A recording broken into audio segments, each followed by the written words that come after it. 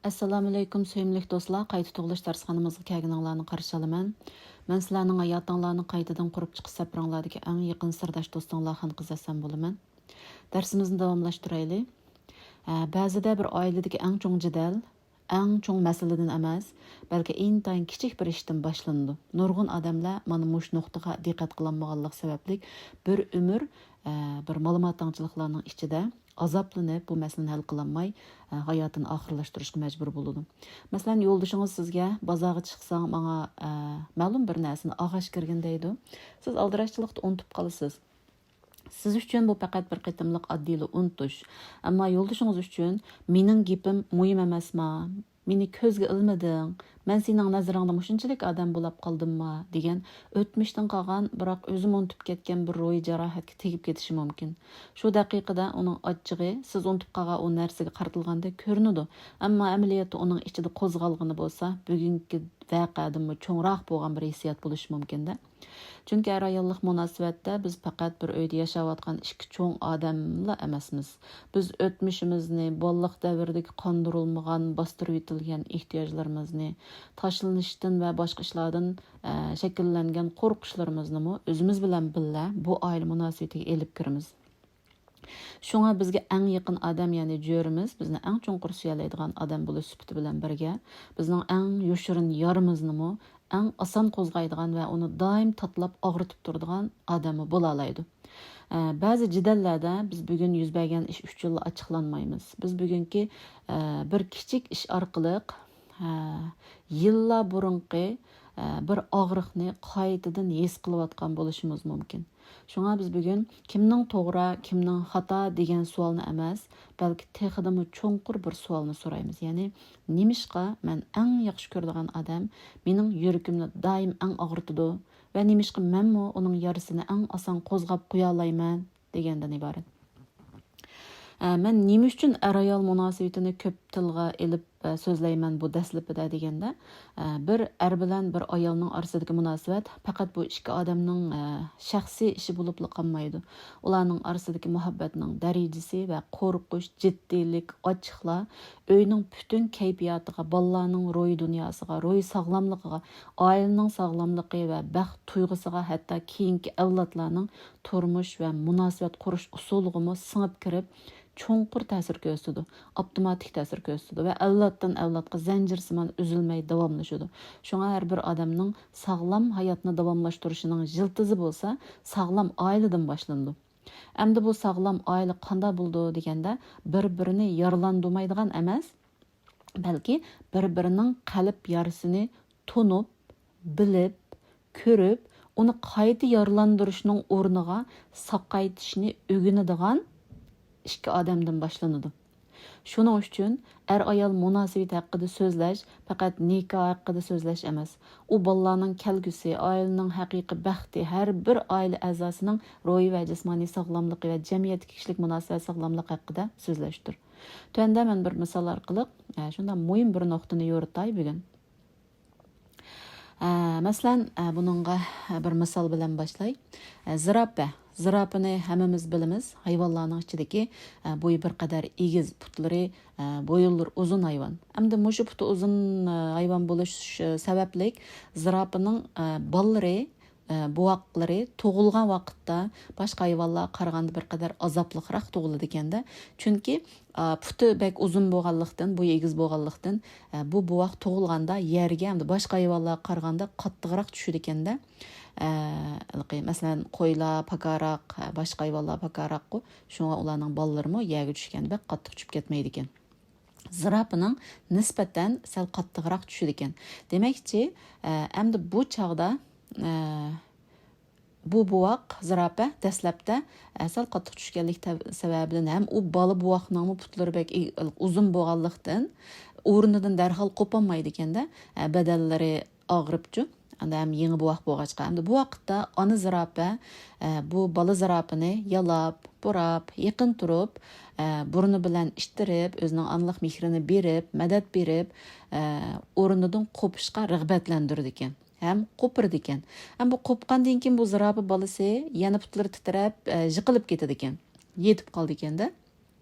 Ana zirafe yana abayqidek usullarni takrorlab va har xil usulda uningga yana muhabbat berib, yana qo'pirab bu harakatni bir qancha qatim davomlashtirdi ekan. Oxirida bu bola zirafe o'rnidan turib, mahkamroq tura oladigan bo'lib mengib ketadi ekanda.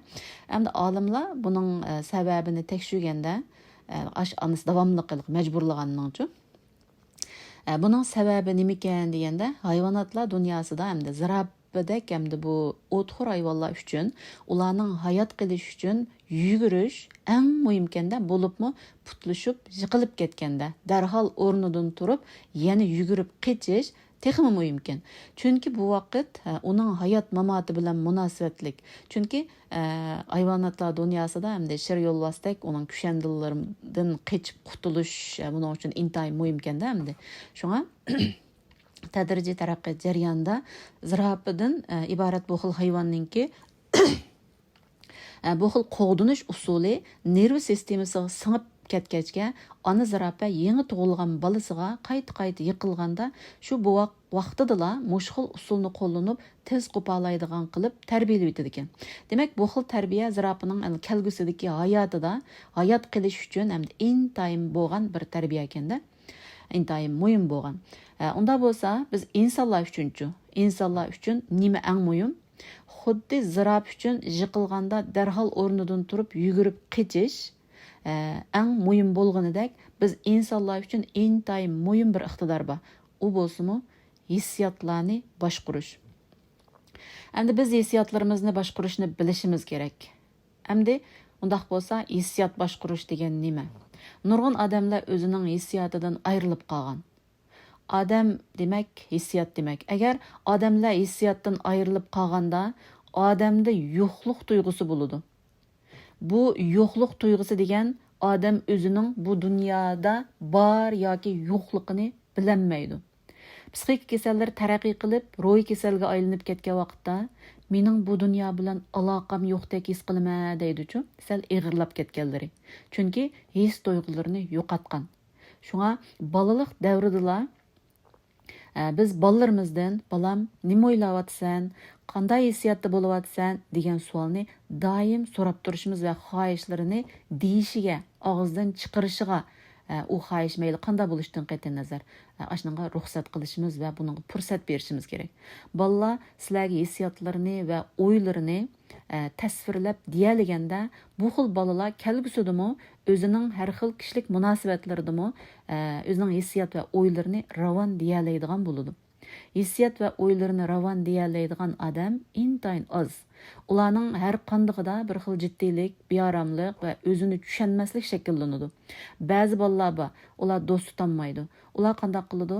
Ota-onasidan pul olib so'rab, atrofidagi tangtushlarga ushaq-tushak bir narsalarni berib, kichik vaqtlarida, boshlang'ich kichik vaqtlarda ashna bir oqish qilgandek, do'st bo'lish uchun mening bir e'tirof qilib qo'y deb ashunda bir ishlarni qilib yuriydi, do'st tutolmaydi. Lekin yanala ko'ngildagidek do'stlik topolmaydi. Intayin qiynaladi, pek beorom bo'ladi. Demak, bu hissiyotlarni boshqarish intayin muhim bo'lib qolmasdan bizning butkul hayotimizning har bir inchka halqalarga intayin cho'nqur ta'sirlarni ko'rsatadi. Shunga bu beoromlik, qo'rqish va ochiqdan iborat bu hissiyotlarga hargiz sal qaramaslik kerak do'stlar. Xo'sh, undaq bo'lsa, bugungi darsimizning asosli temasiga qaytib kelaylik. Ya'ni biz bu darsimizda hamda beoromlik bizningki eng zo'r, eng cho'ng boyligimiz degan tema. Hamda hamma odamlarda beoromlik bo'ladi. Hamda biz buni bir jup ayolni muloyiza qilish, tahlil qilish orqali bu masalani inchki yesh baqayli. Hamda yaqindan beri eng ko'p so'ralgan savol mendan nima bo'ldi desanglar, zodi bu psixologiya o'rganish degan qanday bir jarayon degan savol bo'ldi-da. Hamda Alfred Adler angsizlikni anga ko'targanda barliq masalalar hal bo'ladi degan. Biroq bu bakli abstrakt gap. Buni nurg'un odamlar tushunmaydi. Men buni oddiy yechib beray sizlarga. Psixologiya o'rganish qanday bir jarayon deganda, agar bir uyda men sizlarningki ko'zinglarni qoralati bilan tingib, etib qo'ydim deyli. Mayli sizlar ko'zinglarni echinglar yoki yuminglar, ko'zinglarni qaralatib tenglik bo'lgandan keyin uy qap qorong'i bo'ladi. Shunda tuyuladi. Endi sizlarni vahim bosadi. Hech kim yo'q uyda. Endi vahim besishning sababi hargiz uyning xatarlik bo'lganligidan emas, balki ko'zinglarning hechimini ko'rolmaganligidan bo'ladi. Endi tuyuqsiz bu uyda sharaq-shuruq bir ovoz anglandi. Biz texmi qo'rqib ketamiz. Endi kush qilib ovozlar anglansa, texidimi qo'rqaymiz. Kashlarda texidimi shunday bo'ldi-da. Endi shunda bek qo'rqayotgan vaqtda tuyuqsiz bir mushukning miyanglagan ovozi anglandi. Endi biz bu chaqda ancha qo'rqib ketmaymiz. Ha, hech bo'lmaganda abay uyan bu yanga mengib yurgan ovoz chiqargan narsaning mushuk ekanligini bilib, ha bu mushuk ekanda deymiz. Qo'rqishning darajasi azroq tuvallaydi, biroq yana qo'rqimiz. Biroq ko'zimizdagi latini elib etganda biz uyni ko'ramiz. Mushukni ko'ramiz va boshqa narsalarni ko'ramiz. Hech nimadan qo'rqishning hojati qolmaydi. Mansaqni putlashmaymiz, ham qo'rqmaymiz. Qo'rqish zo'r darajada tuvallaydi degan gap. Shuning uchun psixologiya o'rganish degan odam o'zining nimadan qo'rqayotganligini, nimaga ochiqlanayotganligini bilib yoki bilganda xuddi ko'zi tenglik odamning ko'zidagi latini elib etgandan keyin ko'zi tengiq holatda uni qo'rqitgan narsalarning hammasi ko'zi ochiq holatda uni qo'rqitamagandek biz nimadan qo'rqayotganligimizni va nimaga achchiqlayotganligimizni bilgan vaqtimizda ochiq va qo'rqish o'zligidan g'oyib bo'ladi. Açıq və qo'rqish g'oyib bo'lgan vaqtda biz oldingi dars ulaymiz-da endi buni. Eliqi o'yilimizdagi chiroyli bir gullik yeb qo'ygan, sesib ketgan sat, qo'pol bir kigizga o'xshatgan tuqqu açıq bilan qo'rqishni, ayblanishni. Endi bu biz bilgan vaqtda mana mushu g'oyib bo'ladi-da. Bizning qalbimizda ondan bir musbat energiya paydo bo'ldi. Ya'ni yetarlik bir shartsiz yaxshi ko'rilish va xotirjamlik holati paydo bo'ladi. Demak, ongsizlikni ongga ko'tarish deganlik odam zodi nimadan qo'rqyotidi, nimaga chig'layotidi, mushuni bilishga qaratiladi. Biz buni bilganda bizning nurg'un masalalarimiz o'zligidan hal bo'lishga boshlaydi va asta-asta g'oyib bo'ladi. Hayotimiz ta'tir aylanishdan o'ng aylanish qarab mangadi. O'ng aylandi degan gap ishlarimiz yurishadigan, nemish qilsak oqadigan, hech qilmasakmi, biz haqlarga xushomat qilib yurmasakmi, hatto o'zimiz bo'lib yashayversakmi, bizni yaxshi ko'radigan kishilarimiz kundan-kunga ko'paydigan bir xil o'ng aylanish degan gap. Yana bir o'xshatish, sizlarningki ko'zinglarni qaralatida yana tengib qo'ydim deyli. Endi bir 5 yoshlik bola qo'liga tayoqdan birini elib, agar sizlarning qo'linglar ko'zinglar teng'iqli holatda bo'lsa, sizlarni urib yursa, sizlar hargizmi uningga tenkilanmaysizlar. Chunki sizlarning ko'zinglar etik, u 5 yoshlik bolaning qaysi tarafdan kelib, qaysi yog'och bilan qanday urayotganini bilmaysizlar, uning taqobil turolmaysizlar. Endi sizlarning bu 5-6 yoshlik boladan tayoq yeganinglar hargizmi sizlarning ojizliginglardan emas. Uni ko'rolmaganliginglardan bo'ldi. Hujumning nereden kelayotganligini bilinmaganliginglardan bo'ldi-da.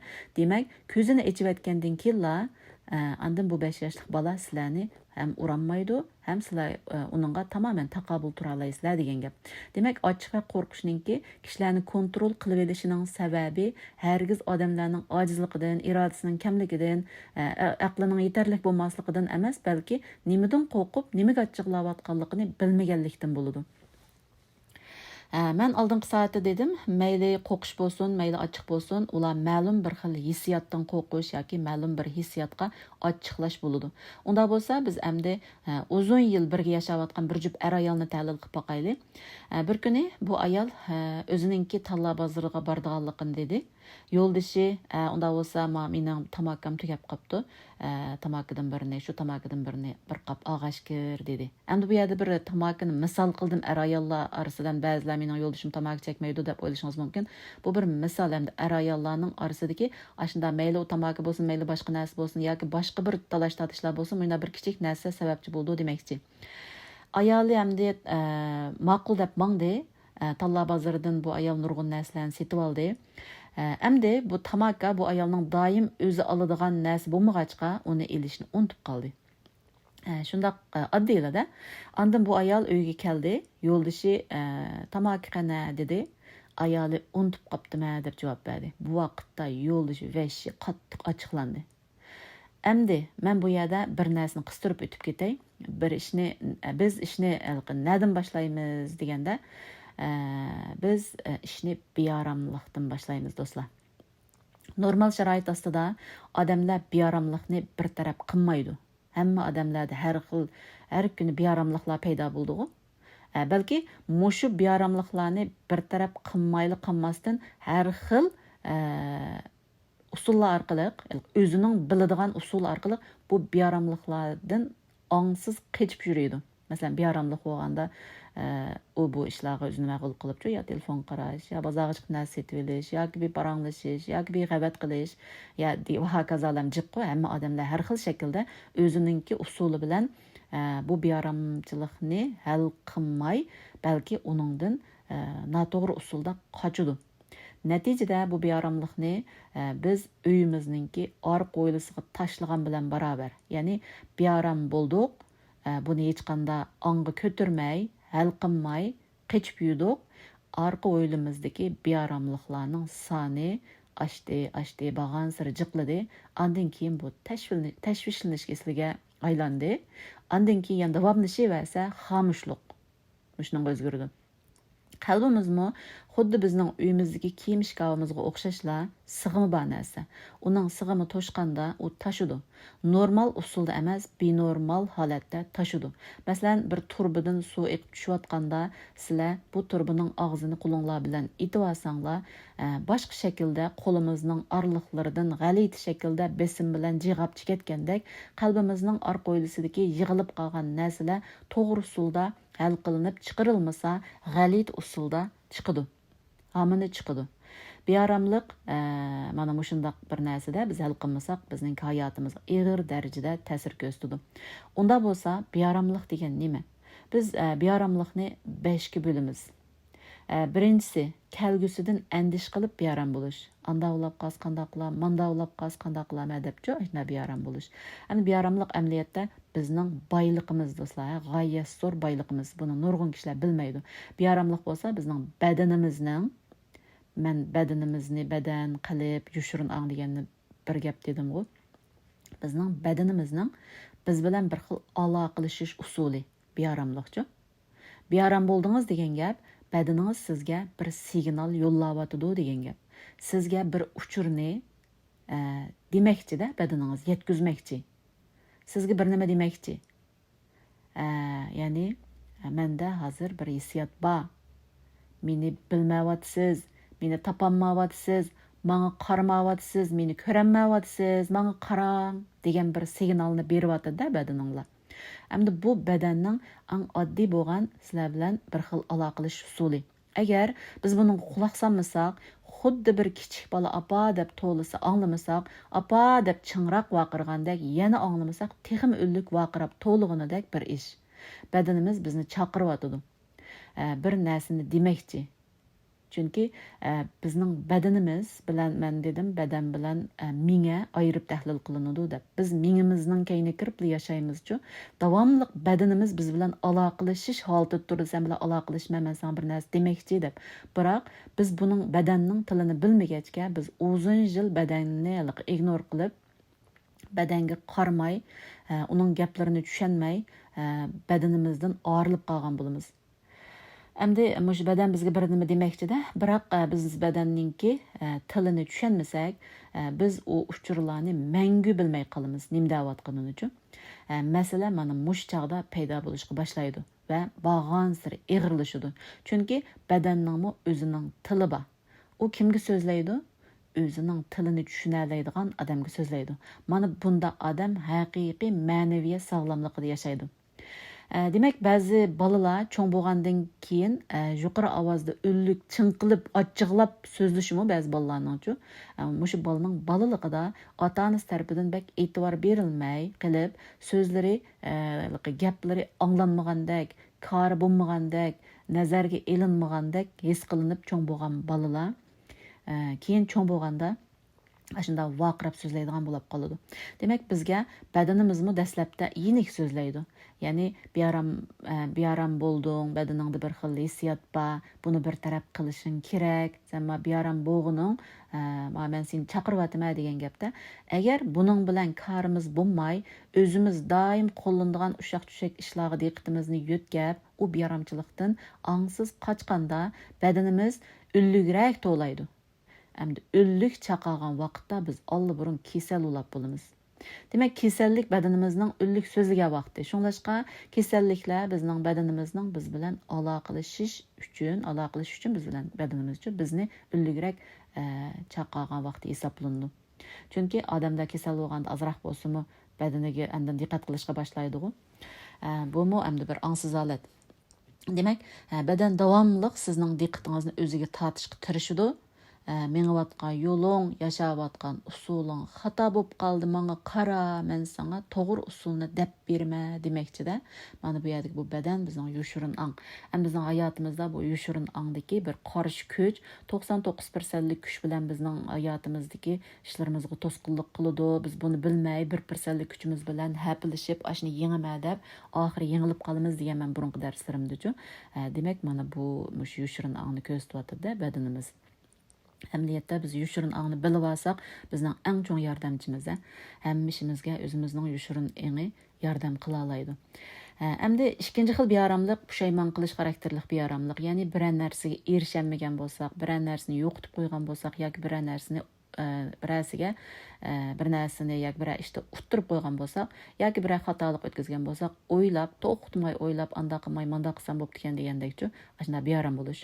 Hamda uchinchi xil bearam bo'lish ochiqlanish. Mayli ochiqimizni ifodalasak-mi bearam bo'lamiz, ifodalamasak-mi texi bearam bo'lamiz, pushaymon qilishda bu.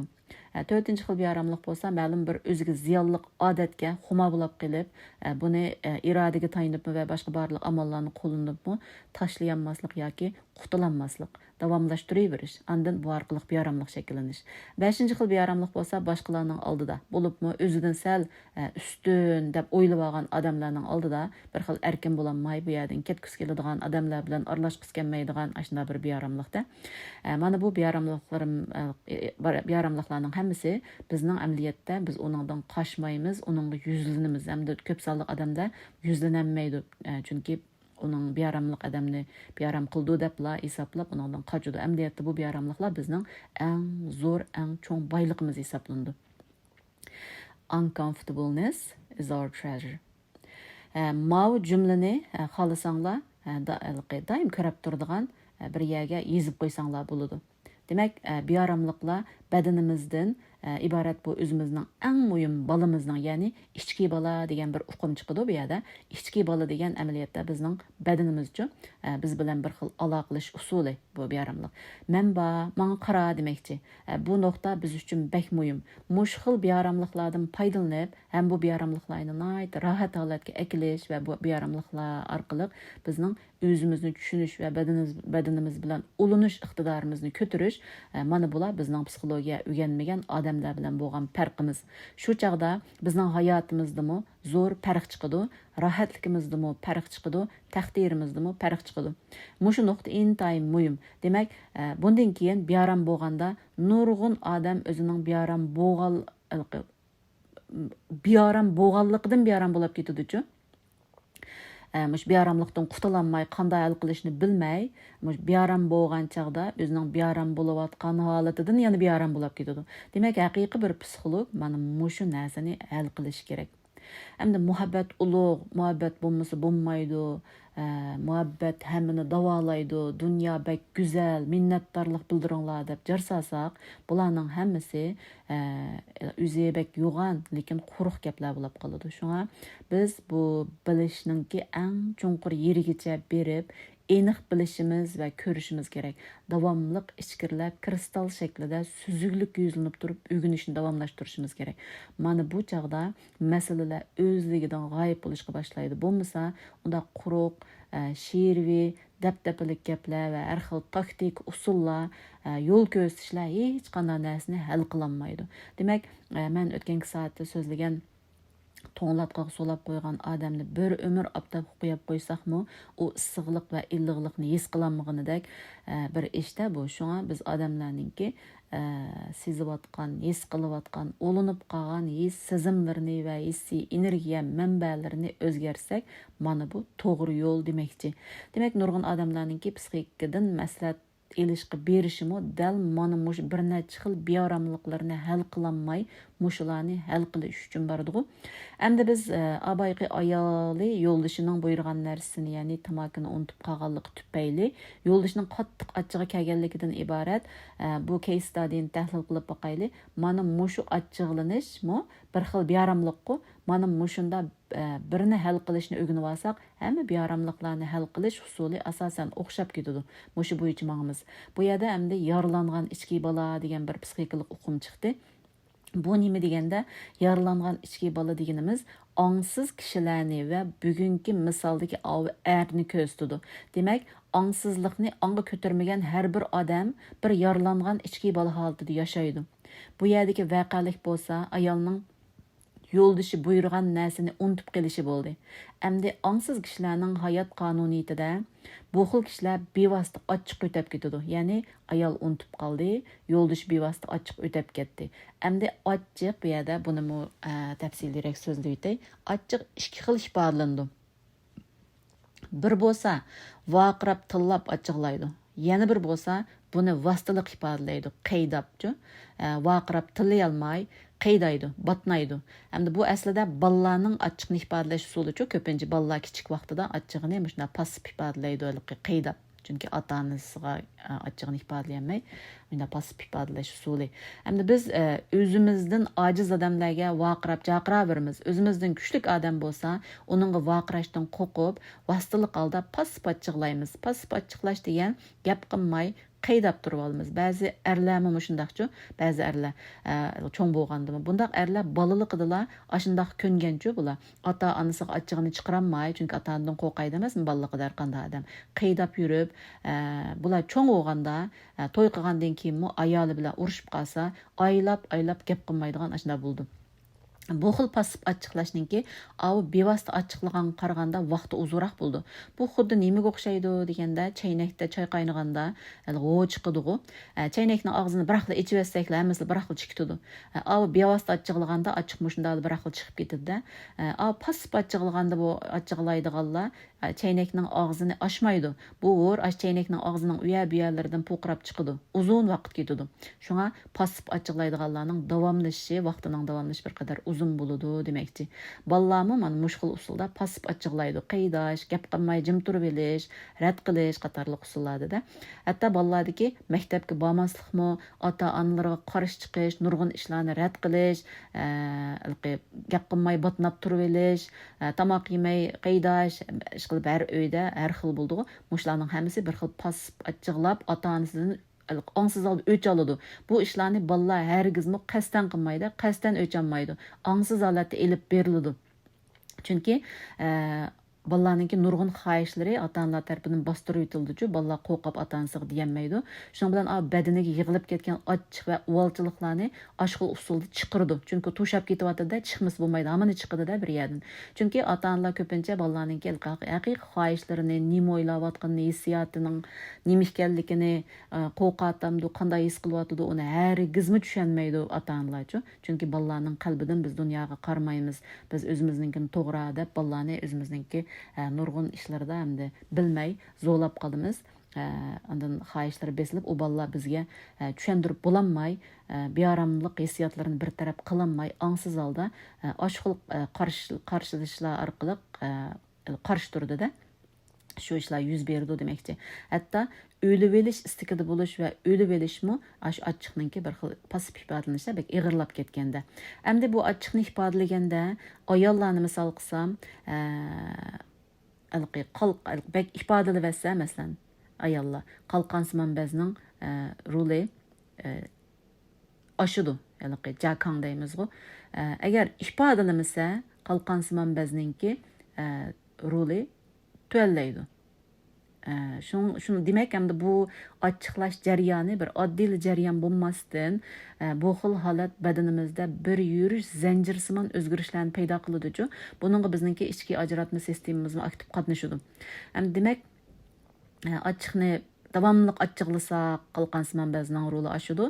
Davomli ochiqni ishchimizga yutib olsak qalqansimon ba'zining roli kayniga chekinadi, har xil kasalliklarni paydo qiladi demakchida. Bu hamdiligi nisbatlashtirib aytgan narsa. Hamda bu ochiqni ifodalagan hamda ifodalamaganga qaraganda sal yaxshi. Ishkilisi yaxshi emas. Men nisbiy jihatdan ifodalab aytgan sal yaxshiroq demakchi. Buni hamda bir taraf to'g'ri bir taraf qilishni o'rganishga ketib boramiz-ku. Demak, insonlarning ojizligi mana shu yerda. Nima deganda bu xil holat ochiq va qo'rqish bizni kontrol qilib olgan holat-ku bu. Biz bu xil holatda turaversak, hamma ishimiz ta'tir holatda aylanaveradi. Hamma ishlar nacharlashib mengayveradi. Hamma insonlar o'xshash. Faqat ig'ir yeniklik darajasida azroq farq bor. Endi toki biz ongsizlikni angliqlikka ko'tarib, biz ochiq va qo'rqishni kontrol qiladigan holatga o'tmaguncha biz uni kontrol qila olmaymiz do'stlar. Biz mana mushuni o'rganamiz. Abay yuqorida deb o'tdim, Alfred Adler, sening ochchig'ingni keltirgan har qanday bir ish seni davolaydi deb aytgan. Hem angsızlıkni anga ko'tarmagicha sening taqdiring o'zgarmaydi degan. Demak, bizning hayotimizni bizni bearam qilayotgan, bizning ochchig'imizni keltirayotgan har qanday bir ish, har qanday bir odam bizni davolig'iga kelgan. Hozir ham buni bek chunqur tushunmasliginglar mumkin, bora-bora tushunib ketasizlar. Şuna bu açıqni keltirayotgan bearamlıqlarni bizning eng zo'r, eng cho'ng boyligimiz deganimning sababi shu. Biz mana mush xil bearamlıqlarni to'g'ri bir taraf qilish usulini o'rganib olsak, biz bek cho'ng o'zimiz tasavvur qilolmaydigan bir boylikqa erishimiz. Balki sizlar yashab hozirgacha orzu qilib erishaolmagan hamma narsaga erisha olishinglar mumkin. Bu faqat sizlarningki mush darslarni qanchalik tushunib, qanchalik o'zlashtirib, qanchalik hayotingizga tatbiq qilishinglar bilan bog'liq. Endi voqeaga qaytib kelsak, ongsiz kishilarning hayotida yaralangan bola ayolning yo'lishi bo'ldi. Vaqalik yo'lish buyurgan narsani ayolning unutib qolganligi bo'ldi. Yuz bergan ish ochiqlanish, vaqirash, jidal chiqarish bo'ldi. Bu yerdagi ayolidan kuchli bo'lgandan keyin qo'rqmayla ochig'ini bevosita ifodaladi va shi ochiqlab vaqirab ketdi. Bu vaqtda ayol hayron qoldi bu ish uchun. Nimishqa deganda, garchi unutib qilib, u bir kichik xatolik deb turaylik, xatolik o'tkazdi desakmi, deb shunda tunisaqmi? Mushu kichikkina ishqimi mushunchalar achchiqlab ketamdi debchu. Ba'zilar urib ketadiganlar bor-ku, achchiq kelsa ayolini. Endi uni demay turaylik. Demak, ayolining shundoq bir g'ururiga tegidi-chu. Tamokichilik emasman. Men hech nimaga arzimaydi ekanman. Mushu bir tamokini unutib qolganga, mushunchalar qilib ketish bo'lamdi, mushunchalar qilib ketishga arzimdi deb qattiq xo'rlik his qiladi bu yerda. Mana mushu vaqtda ayolingmi ichki yaralangan bola holati qo'zg'alib ketadi. Əməliyyat bir adam yan bir adamga açıqlab, hərgizmi xoşulab ketənməydi dostlar. Bunu əmmanlar bilisizlər. Biroq adamlar şu açığının kontrolluğundan çıxanmağaçqa açığılnayıverdi. Adam pişayman qılayıverdi. Muşu bichariga ajab vaqirab qo'ydim deydi-yu. Lekin yani o'zini kontrol qilolmaydi. Chunki bir odamni vaqirab, yig'latib, uni urib, qo'rqitib, hargiz yana bir odam xo'sh ololmaydi. Hargiz mumkin emas bu.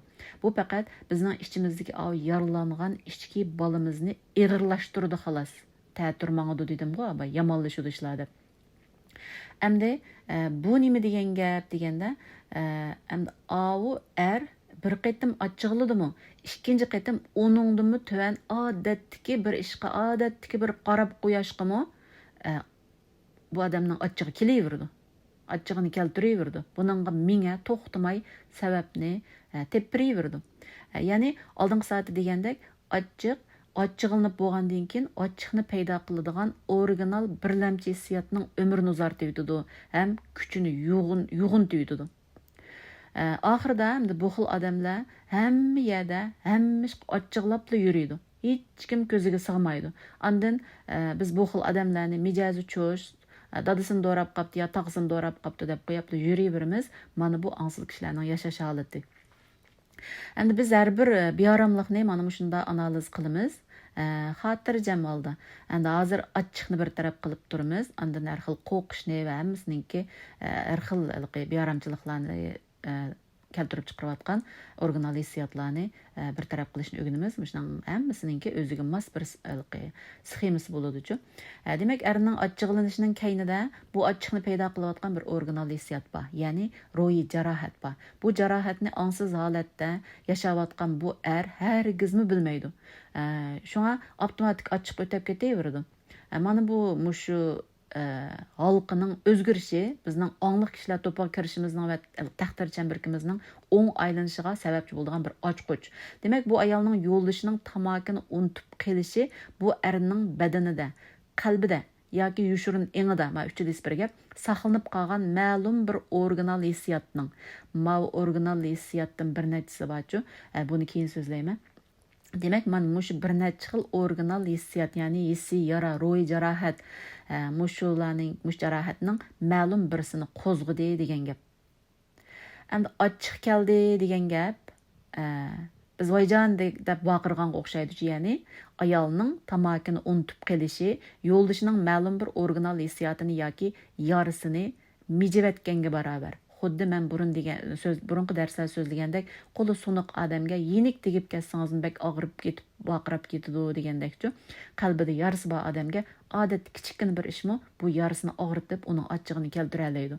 Demak, ayolning bu oddiy unutib qelishi yo'ldishining sunuq qalbiga tegib ketdi demakchi. Ma'lum bir birlamchi hissiyotni qo'zg'avatdi. Unda bo'lsa, bu erning qaysi xil organal hissiyot qo'zg'aldi degan savol chiqadi bu yerda.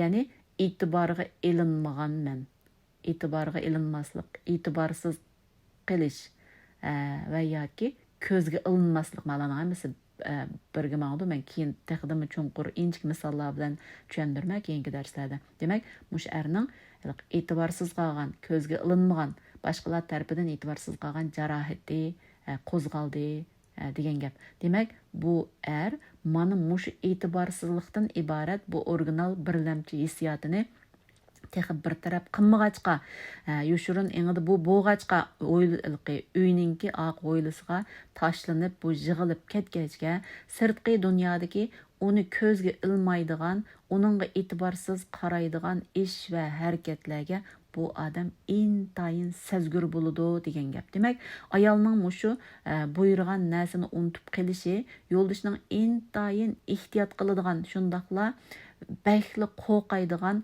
doim sunuq qo'lni qo'g'dab yurgandek, qo'g'dab yuradigan e'tiborsizlik yoki ko'zga ilinmagandek bu xil hissiyotiga, sunuqiga yoki ruhiy yarasiga tegib ketdi degan gap. Shuning bilan u vaqirab ketdi. Ayoli hech nimani tushunmayli qoldi. Endi men bir tamakchilikmi bo'lanmadimmi? Endi yo'ldishining deydi-yu bu ayol, endi yo'ldishining amaliyotda qo'lining yoki qalbining sunuq ekanligini bu ayol bilmaydi-da, chunki ikkilis ongsiz holatda yashaydi, bir-birisining qalbidagi jarohatlarni bilmaydi. Ya'ni yo'ldishining e'tiborsizlik yoki ko'zga ilinmaganlikdan iborat mush kuchlik hissiy yarasini qo'zg'ayotganligini bu ayol bilmay qoldi degan gap. Endi demak, ayollar bir-birisining yoshirin jarohati bilan to'y qiladi. Her qanda bir bilan ayol mush dunyoda tepishib to'y qilgan, bir-birisining jarohati bilan to'y qiladi. Bilmaydi buni ongsiz elib berildi. Ongsiz holatda mana mushunda bir-birisining yarasini tatlab, qanatib, og'ritib, bilmaslikdan bir-birini ranjitib, urushib yuriydi. Hatto bir-biriga dahshat o'shma bo'lib ketadi. Davomli yaralandirdi. Andan bu xil holat o'zi bilan tugmay, bolalarga, ya'ni keyingi avlodlarga og'ir darajada zaxm elib kelib ularning turmushida, hayotida og'ir masalalarni, to'sqinliklarni paydo qilib, o'xshash hayotlik andisi avlodma-avlod davomlashib, hatto texmi og'irlashib mengiyverdi. Bu üzülmeydi. Azap zanjiridan qutulanmay xo'rab tugab ketimiz. Hamma ishlar zanjirsimon yomonlashib mengiyverdi. Faqat ong'sizlikni ong'liqlik ko'targandilar. Ondan bu masala intayin yenik va go'zal holatda hal bo'lib, o'ng aylanishga boshlaydi. Demak, har qanday bir masalaning to'g'ri hal qilish usuli bor-ku amaliyotda. Nurg'un odamlarningki psixologiya o'rganmasligi, hargiz ularningki psixikaga muhtoj emasligidan emas, bu qoidani hech kim bilmaydi-ku, yashayveradi-ku masalan. Balki nima deganda bu odamlar bu masalalarning hal qilish usulining borligini bilmaydi. Xolos. Demak, odamlarning bu psixologiyaga bo'lgan ehtiyoji kundan kunga oshsa oshuduki, hargiz tövellemaydi. Mush xil angsız holatda yaşaversa, masalalar kundan kunga og'irlaydi. Endi nurg'un odamlar bu psixologiyani xato tushunadi.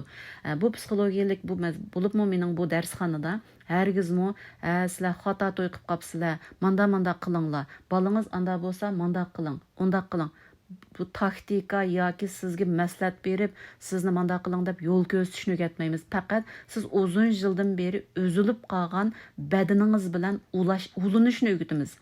Demak, mush badan bilan ulangan chaqda faqat mush darslarni anglayotgan siz va men o'zimizning badanimiz, ichki dunyomiz, yoshurun ingimiz bilan ulanish orqali sirtqi dunyodagi barliq yuz berayotgan masalalarimizning, tirkishayotgan masalalarimizning amniyatda ichki dunyomizga o'zimiz bilanmay qolgan, besilib qolgan, qisilib qolgan shu xil ro'yi jarohat, ro'yi energiyalarimizni o'ngshash, radlash orqali andin sirtqi dunyodagi shu yuz berishlarni o'ngshay oladiganligimizdan iborat bir go'zal o'ngshash usulini o'rganamiz.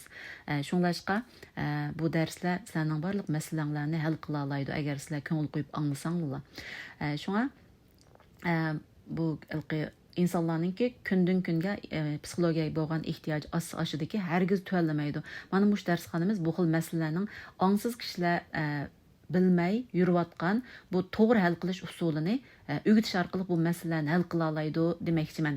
Endi bu hal qilish usuli bilan sizlarning hayotinglardagi taqdiringlarni o'zgartiradi. Shunga biz mushu bo'yicha mangimiz, ya'ni bu yerda ongliq kishilar to'pi bilan ongsiz kishilar to'pi o'ttirsidagi farq bo'lgan ro'yi jarohat va birlamchi hissiyot, ya'ni original hissiyotdan iborat mushu muhim nuqtani ching tutib olsaqlar, cho'nqur bilsak, tushunsak, bir taraf qilishni o'rgansak, hayotimizdagi hamma narsaning javobi chiqadi do'stlar. Bir kun bo'lsa-mu rahat yashaymiz, bir kun bo'lsa-mu xotirjamlikka kirsizlar. Xotirjamlik demak muhabbat demakdir. Bo'ladi bugungi darsimiz mushu yerda tamom. Xayr, xo'sh, keyingi dars ko'rishaylik.